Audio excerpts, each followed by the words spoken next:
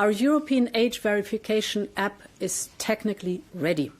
Yesterday, someone claims to have hacked it in 2 minutes and posted a video on X that was shared quite widely. Hacking the EU age verification app in under 2 minutes. Success. This app is a joke. I know you already reacted saying that this was not the final version that was allegedly hacked, but a previous demo version. But I understand that in GitHub there should be the final code for review by anyone, essentially. Does that mean that the code on GitHub currently is not the final version? When we say it's a final version, it's still a demo version. Why am I saying this? Because the final produced version, and we were very clear on this on Wednesday, has not yet been offered to our citizens.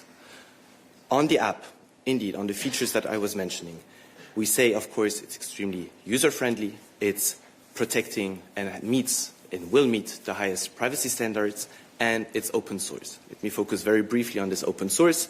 As you rightly so mentioned, the open source code is on GitHub. It's publicly available. Why did we decide to have it open source? To be transparent and to allow, indeed, for the community, for developers to test it, to play with it, to potentially help us to improve it. So although the technical work on our side is ongoing, that open source code will be now constantly updated and improved until that final solution is then offered to our citizens. So on our side, we're of course very open to feedback. We listen carefully to that, and we're of course extremely ready to improve what can be improved on the final work that has been done here at technical level by the European Commission. In your response yesterday, you said you were aware of allegations that there are certain vulnerabilities in the app, but that you've addressed those and since updated. Can you confirm, is all of the publicly available source code on GitHub now the most up-to-date version? And when did you upload the most up-to-date version?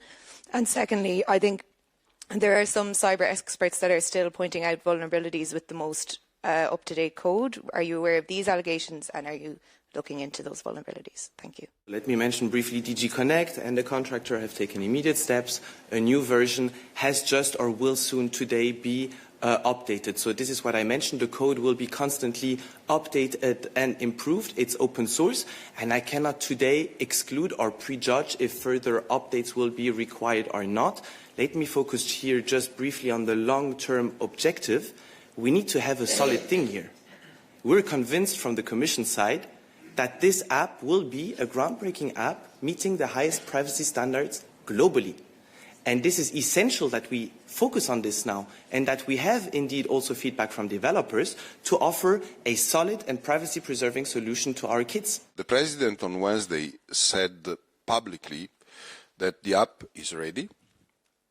There are no more excuses. That was the expression that she used. Online platforms can easily rely on our age verification app, so there are no more excuses.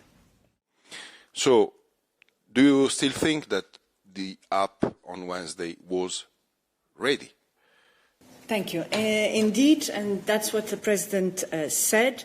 And as Thomas also explained, that's the moment where it becomes open source. And that allows for the possibility precisely to start getting additional feedback in terms of technicalities, and that's what we've seen yesterday. Sorry to contradict you, Paula, but the first version of this app was published and made available to developer and the community and so on quite a long time ago. So it was possible to test it, and in fact, the point is that the President said the app is ready, no more excuse. So it's not that you have published it to test it, you have sent a message outside saying the app, it's ready. So I'm asking if you're still thinking today, if the app, you think that the app is ready? Yes, that's what the President said, and she also said it's fully open source and everyone can check the code. So yes, it is ready. Maybe we can add, and it can always be improved. Yes, if I can just on this one, also the difference between last year and this year is precisely that on our side and with our contractor, the work was not done.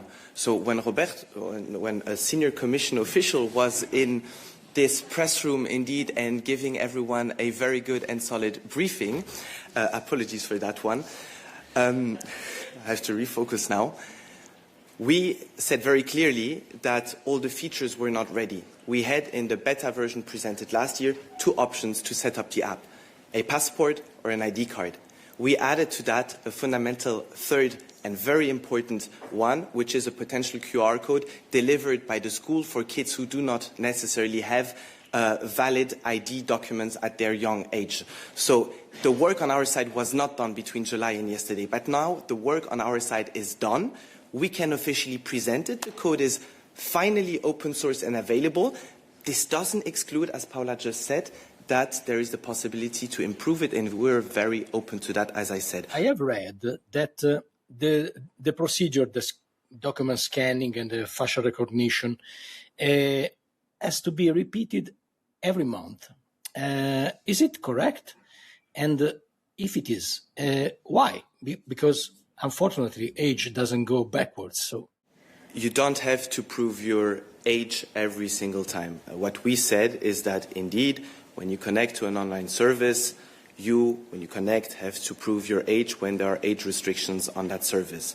Now, if you decide to stay connected on that service, the app or that service will not request you every time having to reprove your age. However, if you decide to at some point disconnect from the service or to clean your cookies, for example, from a browser, then you may indeed be requested to prove your age again via that app. But there is no monthly criteria. This really depends on the user on a one-on-one basis and how you treat your cookies and your disconnection preferences.